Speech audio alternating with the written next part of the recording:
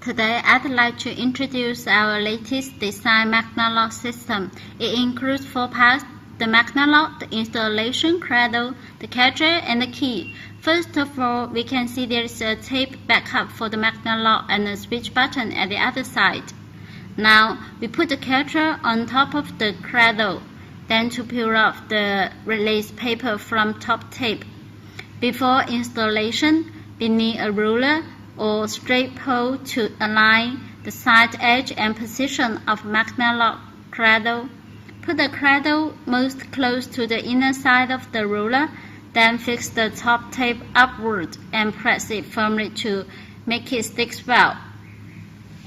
After that, we peel off the release paper from magnet lock and put it inside the cradle. Please don't touch the tape surface. Then, close the drawer door. A moment later, we open the drawer and pull out the cradle downward to take it off. You also need to press the magnet lock towards drawer door to stick it firmly. Finally, press the switch button of the magnet lock to make sure it is open. This moment, the lock works well with the catcher.